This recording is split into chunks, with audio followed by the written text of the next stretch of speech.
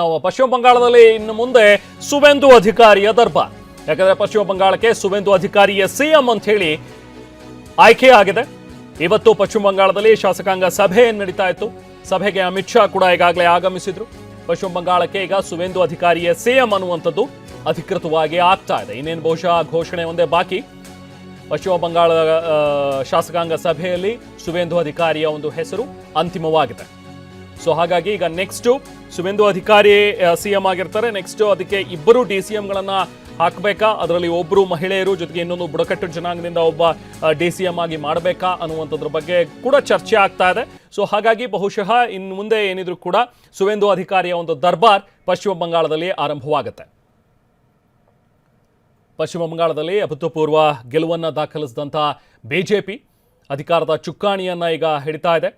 So already fix ಆಗಿತ್ತು. BJPಯಿಂದ ಈಗಾಗಲೇ CM ಆಗಿ ಬಹುಶಃ ಸುವೇಂದು ಅಧಿಕಾರಿ ಆಯ್ಕೆ ಆಗಬಹುದು ಅನ್ನೋದ್ರ ಬಗ್ಗೆ. ಬಟ್ ಅದಕ್ಕೆ ಒಂದು ಅಧಿಕೃತ ಮುದ್ರೆ ಬೀಳಬೇಕಿತ್ತು. ಇದೆಲ್ಲವೂ ಕೂಡ ಒಂದು ಪ್ರೊಸೀಜರ್. ಯಾಕಂದರೆ ಆಗಲೇ ನಾವು ಪ್ರತಿನಿಧಿ ಪ್ರಮೋದ್ ಜೊತೆಗೂ ಕೂಡ ಮಾತಾಡ್ತಾ ಇದ್ದ ಹಾಗೆ ಸೊ ಸುವೇಂದು ಅಧಿಕಾರಿ ಅನ್ನುವಂಥದ್ರ ಬಗ್ಗೆ ಆಲ್ಮೋಸ್ಟ್ ತೀರ್ಮಾನ ಆಗಿರುತ್ತೆ. ಈಗ ಹೈಕಮಾಂಡ್ ಮಟ್ಟದಲ್ಲೇ ಅಮಿತ್ ಶಾ, ನರೇಂದ್ರ ಮೋದಿಯವರು ಅಥವಾ ಪಕ್ಷದ ಅಧ್ಯಕ್ಷರು ಎಲ್ಲರೂ ಕೂಡ ಸೇರಿ ಒಂದು ಹೆಸರನ್ನು ಆಲ್ರೆಡಿ ಫೈನಲ್ ಮಾಡಿರ್ತಾರೆ. ಅದನ್ನು ಸಭೆಯಲ್ಲಿ ಹೇಳಬೇಕಾಗಿರುತ್ತೆ. ಬಟ್ ಒಂದು ಔಪಚಾರಿಕತೆ ಇದ್ದೇ ಇರುತ್ತೆ. ಒಂದು ಪ್ರೊಸೀಜರ್ ಇದೆ. ಎಲ್ಲೇ ಕೂಡ ಯಾವುದೇ ರಾಜ್ಯದಲ್ಲೂ ಕೂಡ CM ಆಯ್ಕೆ ಆಗಬೇಕು ಅಂತ ಹೇಳಿದ್ರೆ ಅಲ್ಲಿರುವಂಥ ಶಾಸಕರು ಯಾರೆಲ್ಲ ಗೆದ್ದಿರ್ತಾರಲ್ಲ, ಅವರ ಪಕ್ಷದಿಂದ ಗೆದ್ದಿರುವಂಥ ಶಾಸಕರು ಅವರನ್ನು ಸೇರಿ ಒಂದು ಮೀಟಿಂಗ್ ಮಾಡಲೇಬೇಕು. ಆ ಮೀಟಿಂಗ್ನಲ್ಲಿ ಆ ಹೆಸರನ್ನು ಇಟ್ಟು ಅದಕ್ಕೊಂದು ಅಧಿಕೃತವಾಗಿ ಗೋ ಹೆಡ್ ಸಿಗ್ನಲ್ ಅನ್ನು ತಗೋಬೇಕಾಗಿರುತ್ತೆ. ಸೊ ಹಾಗಾಗಿ ಇವತ್ತು ಶಾಸಕಾಂಗ ಸಭೆ ಕೂಡ ನಡೀತು.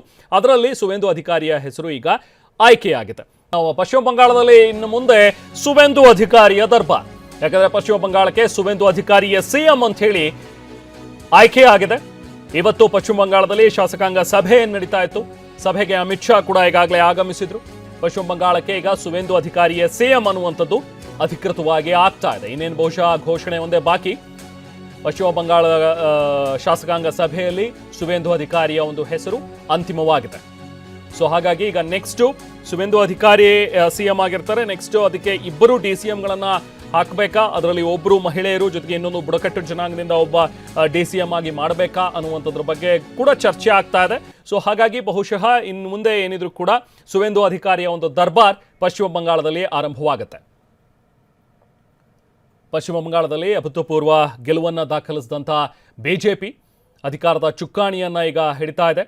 ಸೊ ಆಲ್ರೆಡಿ ಫಿಕ್ಸ್ ಆಗಿತ್ತು. BJPಯಿಂದ ಈಗಾಗಲೇ CM ಆಗಿ ಬಹುಶಃ ಸುವೇಂದು ಅಧಿಕಾರಿ ಆಯ್ಕೆ ಆಗಬಹುದು ಅನ್ನೋದ್ರ ಬಗ್ಗೆ. ಬಟ್ ಅದಕ್ಕೆ ಒಂದು ಅಧಿಕೃತ ಮುದ್ರೆ ಬೀಳಬೇಕಿತ್ತು. ಇದೆಲ್ಲವೂ ಕೂಡ ಒಂದು ಪ್ರೊಸೀಜರ್. ಯಾಕಂದರೆ ಆಗಲೇ ನಾವು ಪ್ರತಿನಿಧಿ ಪ್ರಮೋದ್ ಜೊತೆಗೂ ಕೂಡ ಮಾತಾಡ್ತಾ ಇದ್ದ ಹಾಗೆ ಸೊ ಸುವೇಂದು ಅಧಿಕಾರಿ ಅನ್ನುವಂಥದ್ರ ಬಗ್ಗೆ ಆಲ್ಮೋಸ್ಟ್ ತೀರ್ಮಾನ ಆಗಿರುತ್ತೆ. ಈಗ ಹೈಕಮಾಂಡ್ ಮಟ್ಟದಲ್ಲೇ ಅಮಿತ್ ಶಾ, ನರೇಂದ್ರ ಮೋದಿಯವರು ಅಥವಾ ಪಕ್ಷದ ಅಧ್ಯಕ್ಷರು ಎಲ್ಲರೂ ಕೂಡ ಸೇರಿ ಒಂದು ಹೆಸರನ್ನು ಆಲ್ರೆಡಿ ಫೈನಲ್ ಮಾಡಿರ್ತಾರೆ. ಅದನ್ನು ಸಭೆಯಲ್ಲಿ ಹೇಳಬೇಕಾಗಿರುತ್ತೆ. ಬಟ್ ಒಂದು ಔಪಚಾರಿಕತೆ ಇದ್ದೇ ಇರುತ್ತೆ. ಒಂದು ಪ್ರೊಸೀಜರ್ ಇದೆ. ಎಲ್ಲೇ ಕೂಡ ಯಾವುದೇ ರಾಜ್ಯದಲ್ಲೂ ಕೂಡ CM ಆಯ್ಕೆ ಆಗಬೇಕು ಅಂತ ಹೇಳಿದ್ರೆ ಅಲ್ಲಿರುವಂಥ ಶಾಸಕರು ಯಾರೆಲ್ಲ ಗೆದ್ದಿರ್ತಾರಲ್ಲ, ಅವರ ಪಕ್ಷದಿಂದ ಗೆದ್ದಿರುವಂಥ ಶಾಸಕರು ಅವರನ್ನು ಸೇರಿ ಒಂದು ಮೀಟಿಂಗ್ ಮಾಡಲೇಬೇಕು. ಆ ಮೀಟಿಂಗ್ನಲ್ಲಿ ಆ ಹೆಸರನ್ನು ಇಟ್ಟು ಅದಕ್ಕೊಂದು ಅಧಿಕೃತವಾಗಿ ಗೋ ಹೆಡ್ ಸಿಗ್ನಲ್ ಅನ್ನು ತಗೋಬೇಕಾಗಿರುತ್ತೆ. ಸೊ ಹಾಗಾಗಿ ಇವತ್ತು ಶಾಸಕಾಂಗ ಸಭೆ ಕೂಡ ನಡೀತು. ಅದರಲ್ಲಿ ಸುವೇಂದು ಅಧಿಕಾರಿಯ ಹೆಸರು ಈಗ ಆಯ್ಕೆಯಾಗಿದೆ.